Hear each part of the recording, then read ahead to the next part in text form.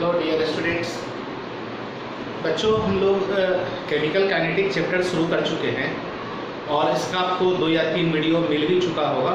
ठीक है, कुछ बात मैं इस चैप्टर के बारे में आपको फिर से रिपीट कर देता हूँ। पहले भी आपको बता रखा है मैंने इस बात को कि ये चैप्टर एक छोटा चैप्टर है, जल्द ही ख़त्म हो जाएगा हमारा, क्योंकि इसमें एक लिमिटेड टॉपिक्स ही हम लोग को पढ़ना है। ठीक है, सबसे बड़ी बात ये है, हमारे साथ पॉजिटिव ये है कि ये छोटा चैप्टर है, इंटरेस्टिंग है, इंडस्ट्रियल पॉइंट ऑफ व्यू से ये काफ़ी इम्पोर्टेंट है। तीसरा, न्यूमेरिकल इसमें आपको पूछा जाता है हमेशा, बोर्ड एग्जाम में भी प्लस कॉम्पिटिटिव एग्जाम में भी। ठीक है, आप जान ही रहे पूरे फिजिकल केमिस्ट्री में जितना भी चैप्टर सब है सब में न्यूमेरिकल आना ही आना है, उससे छुट्टी हम लोग को नहीं मिलने वाला। ठीक है, अभी जो हम पढ़ाने वाले हैं आपको, पीछे जो टॉपिक हमने आपको पढ़ा रखा है उसी पर बेस्ड न्यूमेरिकल है, तो इस प्रकार से हमारा ये फर्स्ट टॉपिक इसमें खत्म हो जाएगा हमारा। ठीक है, तो बहुत अच्छी बात है। चलो, एक टॉपिक हम कवर कर रहे हैं इस चैप्टर का भी। 2 चैप्टर ऑलरेडी हम लोग पीछे खत्म कर चुके हैं, तीसरे चैप्टर में हाथ हम लोग लगा रखे हैं अभी। यहाँ पर सॉल्यूशन आपका फिनिश्ड है, इलेक्ट्रोकेमिस्ट्री फिनिश्ड है, पूरा केमिकल काइनेटिक अभी चल रहा है। उसमें जो प्रीवियस 2 वीडियो आपको दिए गए हैं उसी दोनों वीडियो पर बेस्ड हम लोग यहाँ पर अभी न्यूमेरिकल सॉल्व करेंगे कि कुछ टॉपिक पर किस प्रकार से क्वेश्चन पूछा जाता है, कितने टाइप से क्वेश्चन सब आ सकते हैं, हम लोग उस तरह से यहाँ पर देखना है कि किस तरह का क्वेश्चन रहता है, उसे किस तरह से बनाना है। ठीक है, दूसरी बात, केवल थ्योरी पढ़ने से कोई फायदा नहीं होगा। आप में से बहुत सारे बच्चे ऐसे हैं जो केवल थ्योरी का वीडियो देखते हैं, प्रॉब्लम प्रैक्टिस का जिस तरह वीडियो मिलता है उस तरह मतलब वो नहीं देखते हैं प्रॉब्लम प्रैक्टिस वाला वीडियो। ठीक है, ये ठीक बात नहीं है। थ्योरी पढ़ने के बाद अगर आप क्वेश्चन नहीं बनाते हैं, क्वेश्चन नहीं सॉल्व करते हैं, आपको डीपीपी मिलता है, नहीं बनाते, क्योंकि जब तक आप प्रॉब्लम बेस्ड थ्योरी या हम जो प्रॉब्लम आपको बताते हैं उस तरह के वीडियो को आप नहीं देखिएगा, तब तक फिर आपको जो डीपीपी मिलेगा या एनसीईआरटी मिलेगा उसका क्वेश्चन सॉल्व नहीं होगा। आप सोच रहे हैं कि केवल थ्योरी से काम चला लेंगे, तो नहीं होने वाला है। पूछिए क्यों? इसीलिए कि आप एनसीईआरटी पलटिए, मिनिमम तो आपको एनसीईआरटी पढ़ना ही है। एनसीईआरटी में केमिकल काइनेटिक के सारे क्वेश्चन को देखिए, टोटल का टोटल क्वेश्चन न्यूमेरिकल है।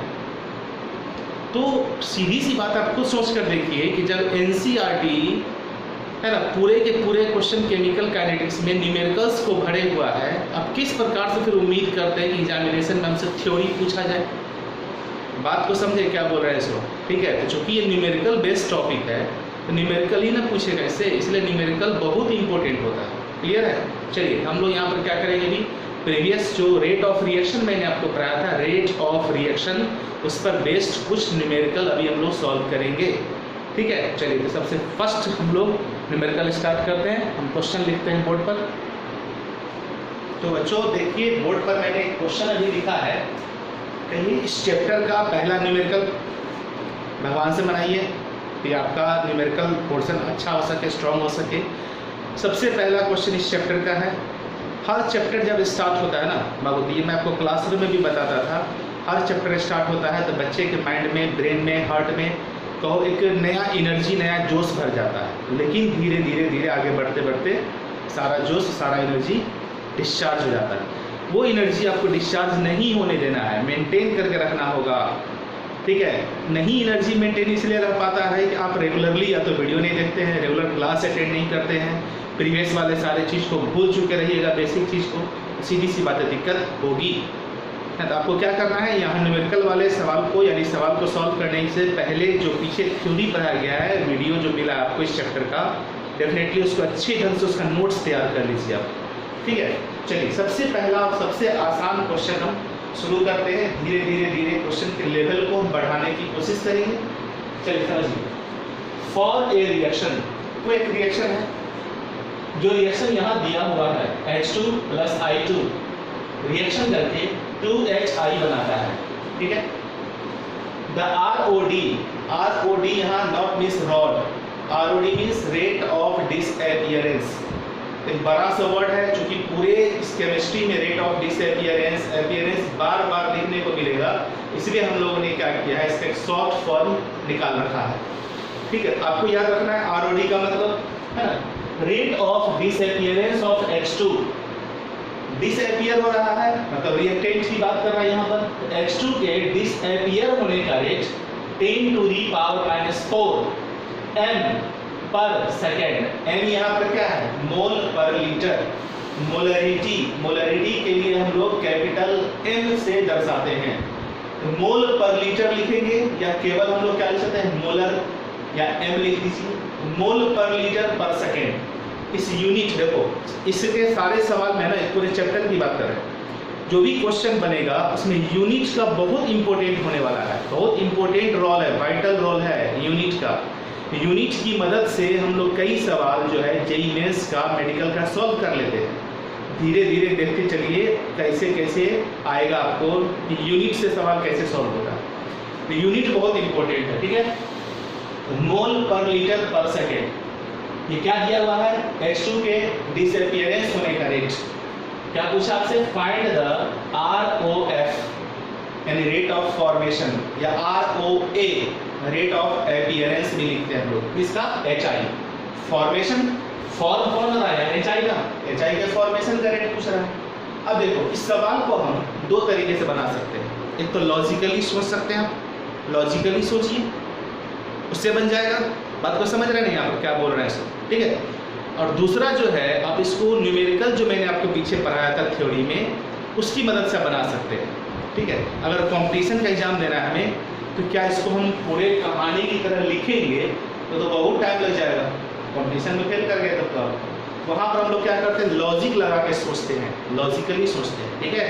लेकिन जब बोर्ड में इसी क्वेश्चन को पूछा जाएगा, आपको बनाने के लिए कहेगा, वहाँ लॉजिक से सोच के डायरेक्ट आंसर नहीं लिखना रहता है, वहाँ क्या करना है, आपको पूरा डिस्क्रिप्शन के साथ लिखना पड़ेगा, डिटेल डिस्क्रिप्शन। यही फर्क है बोर्ड में और कंपटीशन में। यही क्वेश्चन में ऑप्शन दे देंगे तो कंपटीशन हो जाएगा, हम लॉजिकली सोच के आंसर लिख सकते हैं, ठीक है। लेकिन बोर्ड के एग्जाम में लॉजिक नहीं चलेगा, पूरा डिस्क्रिप्शन के साथ। जो आप लॉजिक में सोच रहे हैं ना, सोच को लिखना पड़ता है, सोच को एक्सप्रेस करना पड़ता है कॉपी पर, बस वही बोर्ड है, ठीक है, समझो।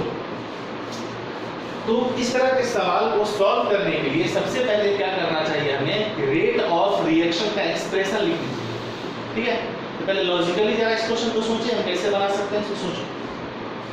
देखो यहाँ पर पहले हम रिएक्शन लिख देते हैं, H2 गैस लिखने की आवश्यकता नहीं, बार बार अंडरस्टूड है, गैसियस है, रिएक्शन करके बनाया 2HI, ठीक है। अब ध्यान से देखो यहाँ पर कि H2 के जो डिसअपीयर होने का रेट है, H2 के पीछे कितना लगा हुआ है 1, और I2 के पीछे भी 1 है, और HI के पीछे 2 है।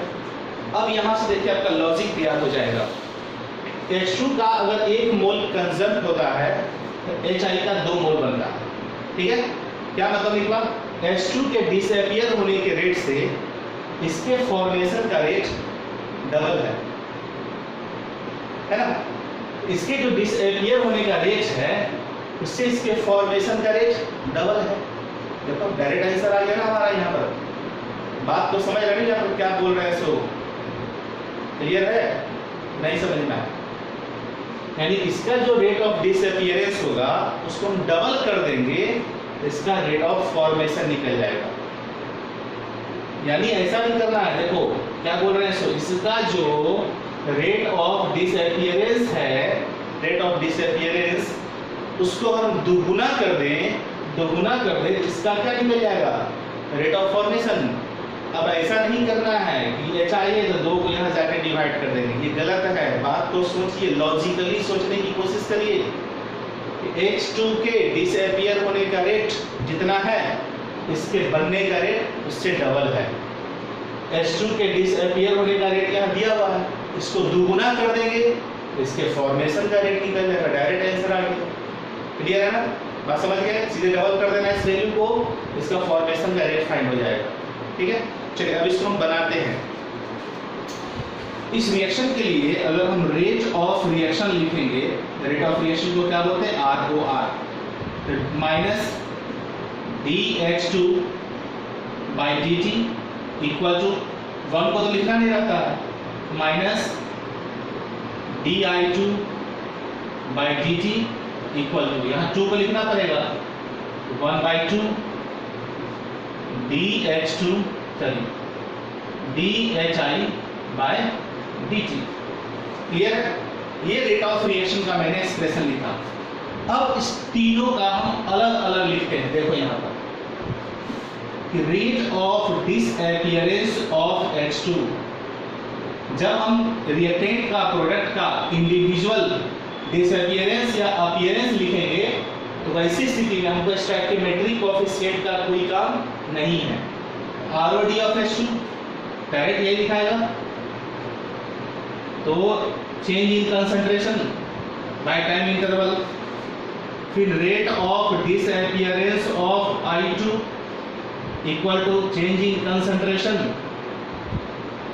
बाय टाइम इंटरवल, और रेट ऑफ फॉर्मेशन ऑफ, अगर हम HI लिखें तो DHI बाय DT, यहां 1/2 नहीं करना है, ठीक है।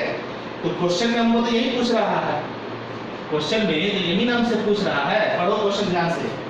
Find the rate of formation of HI, यानी ये पूछ रहा है हमसे, ये पूछ रहा है, और ये क्वेश्चन में गिवन है। Rate of disappearance of H2 ये गिवन है, क्वेश्चन में ये गिवन है, और ये पूछ रहा है इसका वैल्यू कितना दिया हुआ है 10 to the power -4, 10 to the power -4 mole पर लीटर पर सेकेंड, या 10 टू दी पावर -4 पूरा ऐसे लिख सकते हैं मोल पर लीटर पर सेकेंड, ठीक है, क्लियर है। अब देखो इसको ध्यान से समझिए,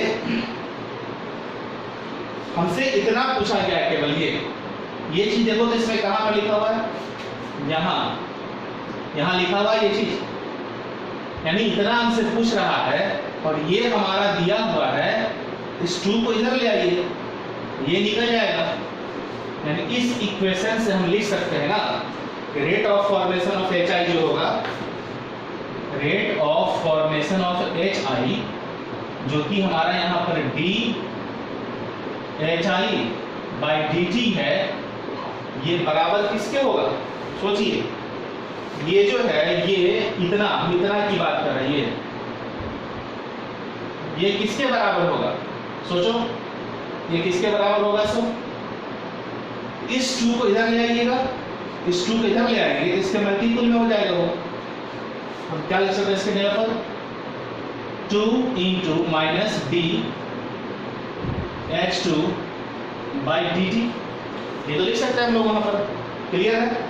बात को समझे ध्यान से, यहाँ पर क्या करना है। सो जब भी इस तरह का क्वेश्चन रहेगा, आप रेट ऑफ रिएक्शन का एक्सप्रेशन लिख लीजिए, इसको इस प्रकार से अलग अलग लिख लीजिए, और जो पूछ रहा है रेट ऑफ फॉर्मेशन, जब रेट ऑफ फॉर्मेशन लिखने चाहिएगा, इसमें स्टोइकियोमेट्रिक कोएफिशिएंट का कोई काम नहीं है, तो हमको रेट ऑफ जो फॉर्मेशन निकालना है, ये निकालना है, इस स्टोइकियोमेट्रिक कोएफिशिएंट किधर ले आइए, क्योंकि ये तो बराबर है, रेट ऑफ रिएक्शन सबका बराबर होता है, तो अगर हमें ये निकालना है तो इसको इधर लाना होगा ना, सीधी सी बात है, ये तो क्वेश्चन में दिया हुआ है, देखो यहाँ पर, तो 2 को इधर ले आइए, ठीक है, तो क्या हो जाएगा यहाँ पर 2 into 10 to the power -4 mole पर लीटर पर सेकेंड, बस दैट्स इट, आंसर हो गया हमारा यही। अब लॉजिकली सोचो, हमने क्या बोला था, इसके फॉर्मेशन का रेट जो है इसके डिसअपियर होने के रेट से 2 गुना है, इसके डिसअपियर होने का रेट क्या है, ये देखो 10 टू दी पावर -4 है, इसके फॉर्मेशन का रेट पूछा है। अभी हम क्या लॉजिकली क्या बोल रहे हैं, सुनो उस बात को, HI के फॉर्मेशन का रेट इसके डिसअपियर के रेट से 2 गुना है, देखो जितना डिसअपियर हो रहा है उसका 2 गुना यहाँ बन रहा है। इसको हम बोलेंगे कैसे कि इसके बनने का जो रेट है इसके डिसअपियर होने के रेट से डबल है, यही तो इसके बनने का रेट पूछ रहा है, इसके बनने का रेट इसके डिसअपियर होने के रेट से डबल है, तो इसके डिसअपियर होने का रेट 10 टू दी पावर -4 था, इसका डबल कर दिए तो इसके बनने का रेट निकल गया। लॉजिकली हम ऐसे सोचेंगे, अगर हमको बोर्ड में इस क्वेश्चन को बनाना है 12th बोर्ड के एग्जाम में, तो आपको इस प्रकार से पूरा लिखना पड़ेगा, इस प्रकार से पूरा लिखना पड़ता है। हाँ मतलब लॉजिक से सोचिए, कॉम्पिटिशन लॉजिक गलत हो गया, काम खत्म है, ठीक है। तो ये पहला क्वेश्चन इसको नोट कर लीजिए, फिर नेक्स्ट क्वेश्चन हम लोग बनाते हैं। बच्चों अब देखिए यहाँ पर एक क्वेश्चन मैंने भी और लिखा है, सिमिलर टाइप है, लेकिन आप इसको बना सकते हैं, प्रैक्टिस करके देखिए क्या है। सो जब भी इस तरह का क्वेश्चन रहे ना, तो करना क्या है कि आप स्क्रीनशॉट लेके इसको खुद से पहले ट्राई करिए, नहीं जब बने तो फिर वीडियो देख के समझिए कि कैसे इस क्वेश्चन को सॉल्व किया गया। आइए देखते हैं। Rate of formation ROF, rate of formation of NO, यहाँ पूरा ही लिख दिए हैं, आप इसको शॉर्ट में भी ROF लिख सकते हैं। Rate of formation of NO, देखो इस रिएक्शन में यहाँ NO बना है ना। रिएक्शन सबसे पहले लिख लेते हैं हम लोग फिर से 2NOBr, ठीक है, जो कि गैस है यहाँ पर, इससे बना आपका 2NO, ये भी गैस है, प्लस Br2, ये भी गैस है, ठीक है। अब इस रिएक्शन को देखिए, आप इस क्वेश्चन को लॉजिकल भी सोच के बना सकते हैं बिना पेन उठाए हुए, आंसर आपका फाइंड हो जाएगा। पूछो कैसे?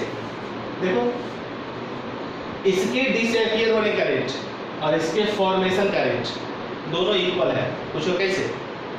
यहाँ पर कितना लगा हुआ है 2, यहाँ कितना लगा हुआ है 2, क्या मतलब निकला? NOBr का 2 मोल अगर कंज्यूम होता है, NO का 2 मोल बनता है, यानी इसके डिसअपियर होने का जो रेट है, इसके फॉर्मेशन का रेट वही है। क्लियर है? एक क्वेश्चन तो हमारा बन गया। रेट ऑफ फॉर्मेशन यहाँ दिया हुआ है, इसका रेट ऑफ फॉर्मेशन दिया हुआ है, रेट ऑफ डिसअपियरेंस पूछा है NOBr का, तो जो रेट ऑफ इसका फॉर्मेशन होगा वही इसका रेट ऑफ डिसअपियरेंस होगा। देखो बहुत आसान है कि नहीं लॉजिकल सोच पाना? लॉजिकली इस क्वेश्चन को सोच पाना कितना आसान दिख रहा है। ये बैलेंस इक्वेशन सामने लिखा हुआ है, जिससे साफ साफ पता चल रहा है NOBr का 2 मोल अगर कंज्यूम होता है तो NO का 2 मोल बनता है, मतलब इसके डिसअपियर होने का जो रेट है, इसके फॉर्मेशन का रेट वही है। और क्वेश्चन में इसके फॉर्मेशन का रेट दिया हुआ है, इसका मतलब इसके डिसअपियर होने का रेट वही होगा जो इसके फॉर्मेशन का रेट है। तो क्वेश्चन में एक भाग तो आपको यही पूछ रहा है कि इसके डिसअपियर होने का रेट क्या है, समझ में आ गया? तो इसके डिसअपियर होने का रेट क्या होगा? जो इसके फॉर्मेशन का रेट होगा। बात समझ गए? अगर आपसे पूछता कि इसके फॉर्मेशन का रेट क्या है, सपोज करो, मान लो यहाँ अगर ये कह दे ROD ऑफ NOBr एंड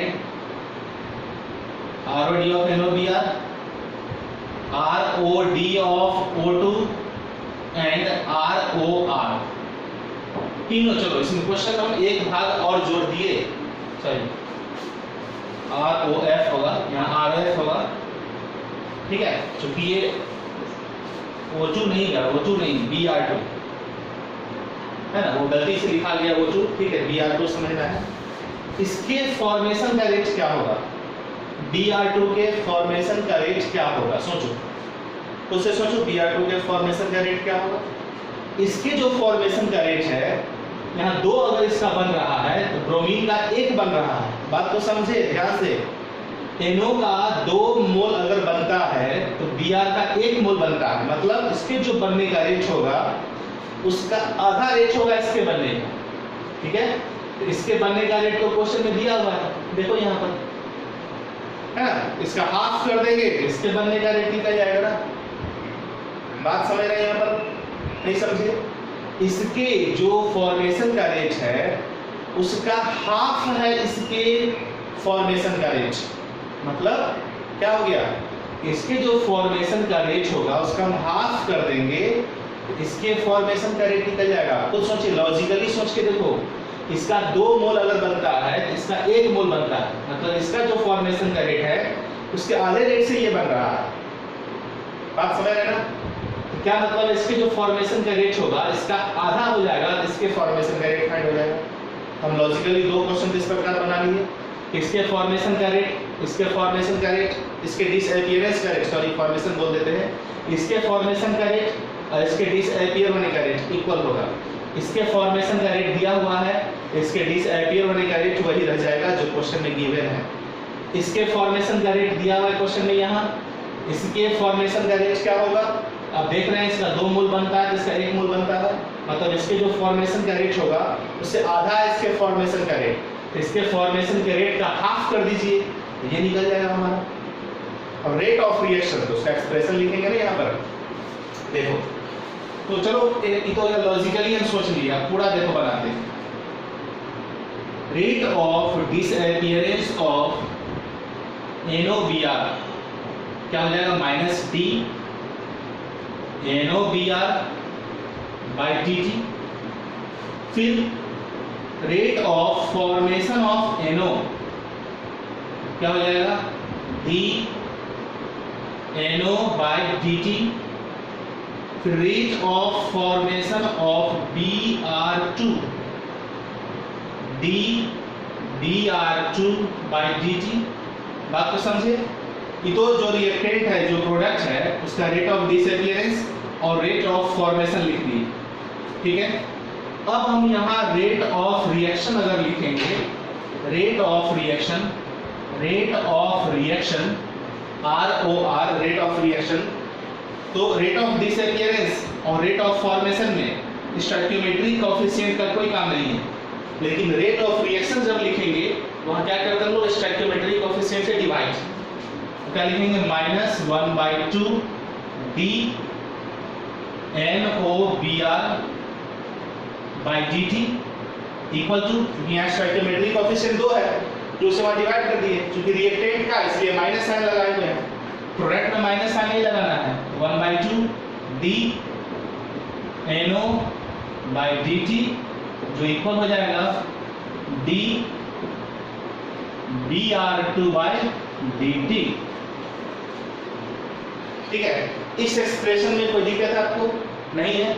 चलिए अब देखो क्वेश्चन में हमको ये दिया हुआ है, ये गिवन है, बात को समझे। Rate of formation of NO दिया हुआ है आपको, कितना दिया हुआ है सामने देखो क्वेश्चन में, 1.6 × 10⁻⁻4 मोल पर लीटर पर सेकेंड, ठीक है। ये तो मेरे को गिवन है, क्या दिया हुआ समझो, ये दिया हुआ, ये, ठीक है, यानी ये दिया हुआ है, ये मेरे को पता है। अब रेट ऑफ रिएक्शन तो तीनों के इक्वल है, रेट ऑफ रिएक्शन तो इसके भी बराबर है, रेट ऑफ रिएक्शन इसके भी बराबर है, रेट ऑफ रिएक्शन इसके भी बराबर है। तो चूंकि इसका दिया हुआ है तो इसकी मदद से हम रेट ऑफ रिएक्शन निकाल लेंगे, बात समझ गए। तो हम लिख सकते हैं यहाँ पर ROR, जिसका दिया रहेगा, जिसका क्वेश्चन में दिया रहेगा उसी से डायरेक्ट रिलेट कर दीजिए ROR को, रेट ऑफ रिएक्शन को।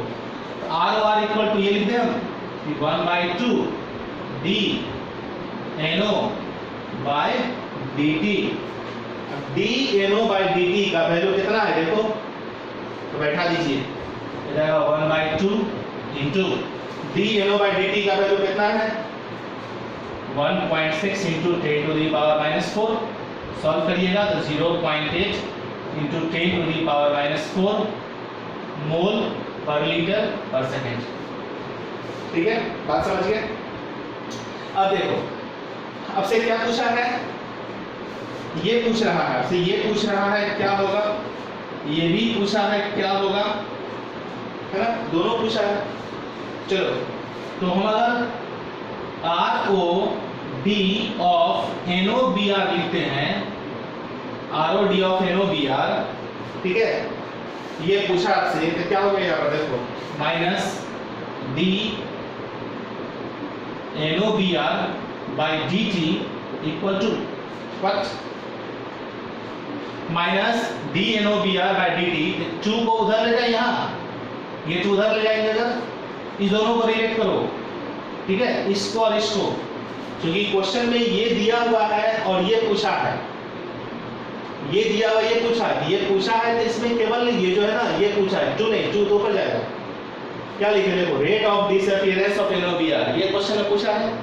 रेट ऑफ डिसअपियरेंस या अपीयरेंस की जब बात होगी तो स्टोइकियोमेट्रिक कोएफिशिएंट नहीं लिखना है, नहीं लिखे, केवल एक्सप्रेशन लिखे, तो ये 2 क्या हो जाएगा, इधर चला जाएगा, 2 को ऊपर ले जाइए, तो क्या हो जाएगा, 2/2, माइनस इधर ही छोड़ दिए, 2 पर लेके तो 2/2, और dNO/dt,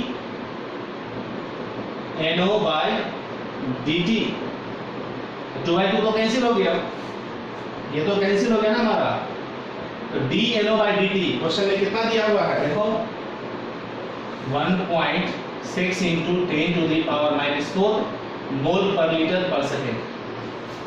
देखो आंसर भी जब निकाले हैं तो वही आया हमारा, और लॉजिकल सोच के देखो तो यही आएगा। लॉजिकल क्या करता है, सोचो, इसके जो डिसअपियर होने का रेट है और इसके फॉर्मेशन का रेट दोनों इक्वल है।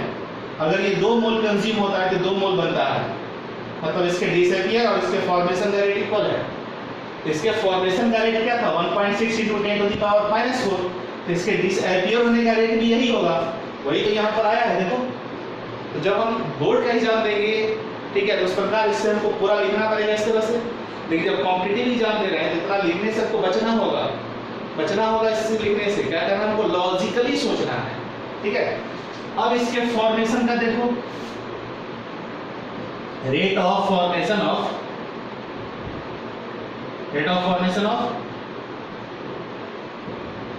BR2 है ना, rate of formation of BR2। देखो rate of formation of BR2, ये भी क्वेश्चन पूछा है। इसका एक्सप्रेशन क्या है यहाँ पर, d BR2 बाय dt, ये पूछा आपसे। अब देखो यहाँ पर d BR2 बाय dt, ये देखो यहाँ NM से पूछ रहा है, ये तो इसके बराबर है। सारे क्वेश्चन का आंसर है ना रेट ऑफ रिएक्शन के एक्सप्रेशन में ही दिया रहता है। ये सबसे इंपॉर्टेंट होता है, इसी से हमारा सवाल सॉल्व होगा।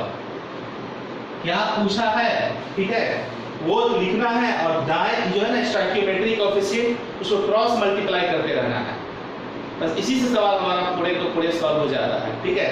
इसमें भी वही कर रहे हैं। देखो rate of formation of BR2 यानी d BR2 by dt, क्योंकि रेट ऑफ फॉर्मेशन लिखेंगे तो स्टोइकियोमेट्रिक कोएफिशिएंट का कोई काम नहीं है।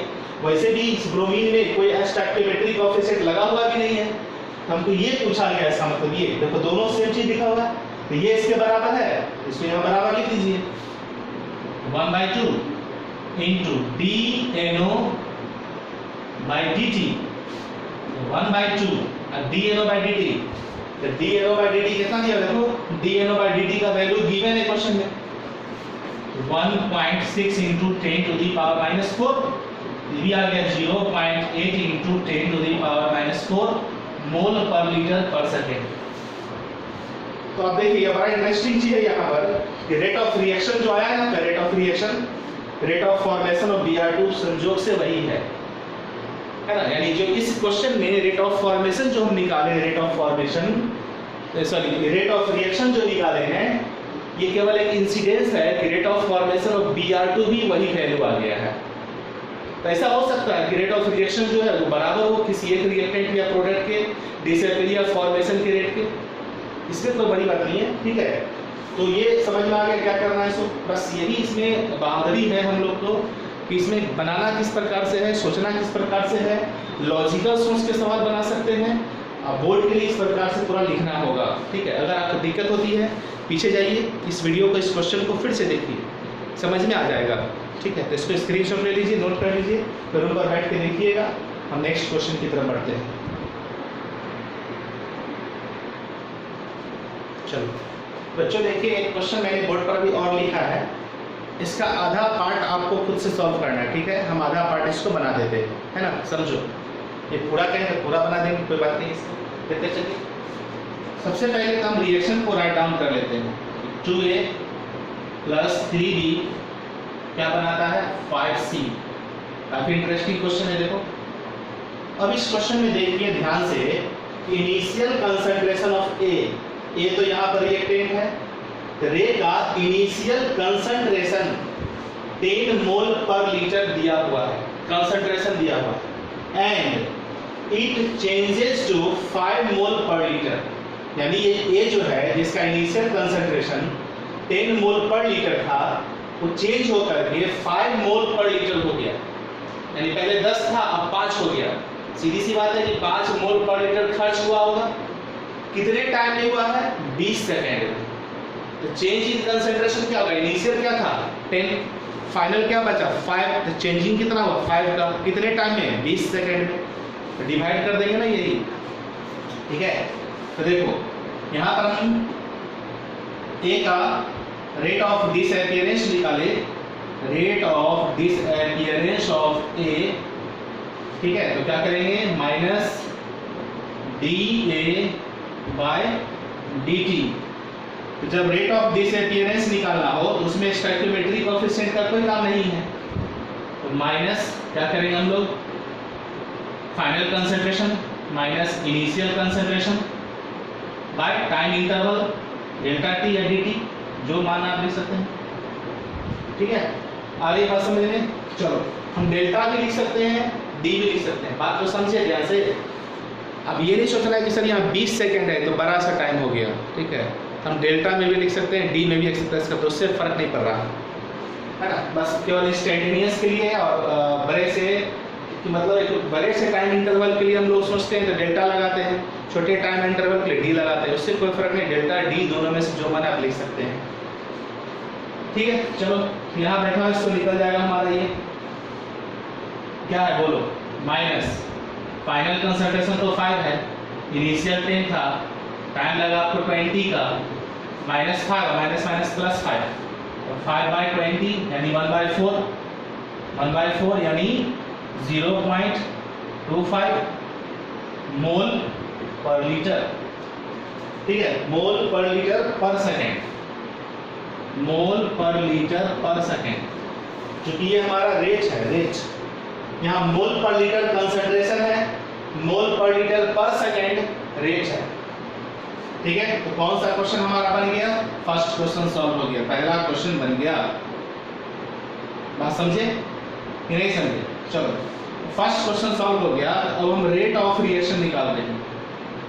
रेट ऑफ रिएक्शन का एक्सप्रेशन लिखो तो क्या हो जाएगा, यहाँ पे स्टोइकियोमेट्रिक कोएफिशिएंट का काम करेगा, तो -1/2 dA/dt इक्वल टू, यहाँ भी रिएक्टेंट है तो -1/3 dB/dt इक्वल टू, ये प्रोडक्ट है, माइनस नहीं लगाना है लेकिन स्टोइकियोमेट्रिक कोएफिशिएंट लिखना है, dC/dt। अब क्वेश्चन में देखिए कि हमने क्या निकाल रखा है, ये यानी माइनस में देखो 2 हटा दो, इसको यहाँ थोड़ा देर हम हटा देते हैं। देखो ये तो हमारा यहाँ निकला हुआ है ना क्वेश्चन में, देखो यहाँ rate of disappearance of A निकाले हैं -dA/dt, तो -dA/dt आपको पता है, इसका क्या कर देंगे, हाफ कर देंगे तो रेट ऑफ रिएक्शन निकल जाएगा। यानी रेट ऑफ रिएक्शन निकालने के लिए हमको जो दिया हुआ है ना, किसका दिया हुआ, रेट ऑफ डिसअपीयरेंस ऑफ ए, तो बाकी को भूल जाइए, जो रेट ऑफ डिसअपीयरेंस ए का है उसको ROR से रिलेट कर दीजिए, बस इसी से हमारा सवाल बन गया, बाकी का भी अभी कोई काम नहीं है। रेट ऑफ रिएक्शन निकालने में बाकी का कोई काम नहीं है। रेट ऑफ रिएक्शन निकालने में हम एक्सप्रेशन लिखे हैं तो पूरे को लिख डालते हैं, रेट ऑफ रिएक्शन एक्सप्रेशन लिखने में हम सब को लिख देते हैं, लेकिन जब वैल्यू पुट करेंगे तो सब इक्वल है तो इस दोनों को हम इक्वेट कर देंगे। ROR निकालना है तो half of rate of disappearance of A, rate of disappearance of A निकाले हुए हैं, इसका आधा कर दीजिए,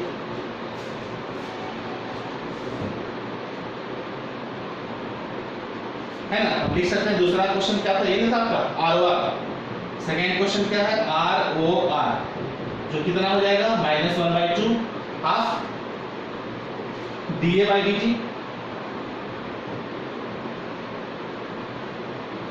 है ना। चलो माइनस अंदर कर देते हैं, 1/2 माइनस यहाँ लिख देते हैं, ठीक है। तो देखो -dA/dt कितना निकला था वहाँ 0.25, उसका हाफ कर दीजिए, 1/2 इंटू 0.25 क्या हो जाएगा, 0.125 मोल पर लीटर पर सेकेंड। तो इस प्रकार से हमारा सेकेंड क्वेश्चन भी बन गया। थर्ड क्वेश्चन है ROD of B। Third question देखो,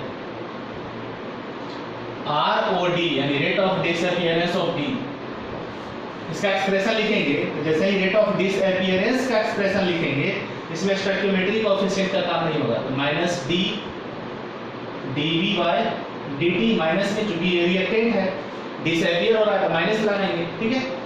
अब समझिए यहाँ ध्यान से, -dB/dt, इस 3 को इधर ले आएंगे, इस 3 को इधर ले आएंगे, ठीक है। इस 3 को इधर ले आएंगे, बाकी को छोड़ दीजिए, इस इधर लाएंगे तो क्या एक्सप्रेशन लिख सकते हैं, देखो तो यहाँ पर लिख सकते हैं -3/2 dA/dt। बोलिए, आप इसको ध्यान से सोचिए जो मैंने वहां लिखा है,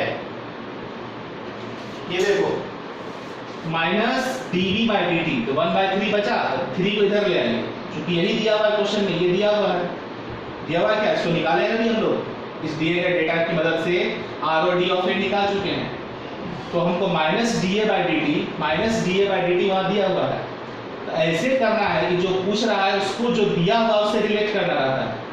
3 को इधर ले जाइए, 3/2 हो जाएगा, माइनस नहीं रहने दिए, ये 3 इधर आ गया तो -3/2 dA/dt। देखो बेटा, ठीक है, हम कैलकुलेशन कर रहे हैं, आपको सोचना खुद से होगा क्या कर रहे हैं, खुद से थोड़ा भी ब्रेन नहीं लगाइएगा तो फिर दुनिया का कोई भी टीचर आपको नहीं समझा पाएगा। याद रखो, खुद से ब्रेन आपको लगाना ही पड़ेगा। अब सोचो क्या पूछ रहे हैं, इसको हटा दो। देखो -dB/dt है, -dB/dt को क्या बोलिएगा, rate of disappearance of B, क्योंकि ये रिएक्टेंट है। तो जब हम किसी रिएक्टेंट का डिसअपियरेंस का रेट लिखेंगे उसमें स्टोइकियोमेट्रिक कोएफिशिएंट नहीं लिखना है। जब रेट ऑफ रिएक्शन लिखेंगे तो उसके एक्सप्रेशन में स्टोइकियोमेट्रिक कोएफिशिएंट से डिवाइड करना रहता है, ठीक है। तो जब rate of disappearance of B लिखेंगे तो ये एक्सप्रेशन पूछ रहा है हमको, लेकिन इस एक्सप्रेशन में रेट ऑफ रिएक्शन के टर्म में 1/3 लगा हुआ था। चलो 1/3 हम पहले कर देते हैं। चलो यहाँ देखो 1/3 और यहाँ लगा दिए हम माइनस, ठीक है। अब देखो यही तो हमसे पूछ रहा है ना, देखो वहां रेट ऑफ डिसअपियरेंस देखो यही पूछ रहा है, ये एक्सप्रेशन पूछ रहा है। तो 3 जो यहाँ पर इसको इधर ले आइए, है ना। 3 जब यहाँ जाएगा तो -3/2 dA/dt हो जाएगा, लिखे तो -3/2 dA/dt। और इसका -3/2, ये देखो 3/2 माइनस को अंदर ले जाइए, माइनस dA/dt। अब ये तो क्वेश्चन में दिया हुआ, फाइंड किया इसको, देखो यहाँ पर -dA/dt हम निकाले हुए हैं, कितना है 0.25। तो इसके जगह पर वही बैठाएंगे तो वैल्यू पुट करो, 3/2 इंटू 0.25 तो क्या हो जाएगा 0.75/2 यानी 0.3 क्या हो जाएगा सोचो 375 मोल पर लीटर पर सेकंड। ठीक है, तीसरा क्वेश्चन हो गया। और हमारा चौथा क्वेश्चन सॉल्व करें, fourth question ROF of C। तो ROF ऑफ C इसका एक्सप्रेशन देखो क्या हो जाएगा। ROF ऑफ C जब लिखेंगे तो हम 1/5 का चर्चा नहीं करेंगे, केवल dC/dt लिखेंगे। तो dC/dt लिख दिए, यानी ये हमसे पूछा है चौथा क्वेश्चन में, ये क्या होगा। तो 5 को उठा के फिर इधर ले आइए, 5 को उठा के फिर इधर ले आइए तो 5/2 हो जाएगा। तो क्या लिख सकते हैं यहाँ पर -5/2 dA/dt। ठीक है, यानी dC/dt इक्वल टू 5/2 माइनस को अगर अंदर लिख दे तो माइनस dA/dt। अब देखो 5/2 और माइनस dA/dt है ना। इसका वैल्यू यहाँ निकाल रखे हैं 0.25, यहाँ बैठाइए 0.25 तो क्या हो जाएगा सोचो 1.25/2 क्या हो जाएगा बताओ 0.625 मोल पर लीटर पर सेकेंड। दैट्स इट, ये हो गया हमारा आंसर। ठीक है, क्लियर है। सोचिए इस क्वेश्चन को हमने कैसे बनाया है। एक बार क्या करना आपको, इस क्वेश्चन को समझने के लिए फिर से आप पीछे जाइए, जहां से ये क्वेश्चन स्टार्ट किए हैं उसको पूरे समझने की कोशिश करिए।